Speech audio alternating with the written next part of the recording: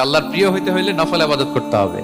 কি কি নফল ইবাদত করে আল্লাহ তাআলার প্রিয় হতে পারে আমি দুই একটি আপনাদের সাথে শেয়ার করব ইনশাআল্লাহ। এক নাম্বার, আল্লাহর কোরআনের তেলাওয়াত। এটা আল্লাহর বাণী। কোরআন তেলাওয়াত মানে আল্লাহর সাথে কথা বলা। যখন আপনি কোরআন তেলাওয়াত করেন, কাইন্ড অফ আপনি আল্লাহর সাথে মুনাজাত করেন, মানে একান্ত আলাপন করেন, আলাপচারিতা করেন। দুই নাম্বার তালিকা হচ্ছে আত-তাহাজ্জুদ বা কিয়ামুল লাইল। দুই রাকাত করে মাঝরাতে যে সালাতটা বিষ্ণু সাল্লাল্লাহু আলাইহি ওয়াসাল্লাম পড়তেন, এটাকে বলে কিয়ামুল লাইল বা তাহাজ্জুদ। তিন নাম্বার মাধ্যম হচ্ছে বেশি বেশি আল্লাহ তাআলার কাছে চাওয়া, মানে আদ-দুআ, দোয়া করা। বিষ্ণু সাল্লাল্লাহু আলাইহি ওয়াসাল্লাম বলেন আদ-দুআউ মুখুল ইবাদা, দোয়া হচ্ছে ইবাদতের নির্যাস।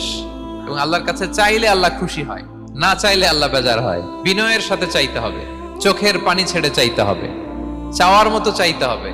চাওয়ার মতো চাইলে আল্লাহ দেয়। আল্লাহ তাআলা আমাদের সবাইকে তার প্রিয় ভাজন বান্দাদের তালিকায় অন্তর্ভুক্ত করে নেক। আমরা সবাই পড়ি আমিন।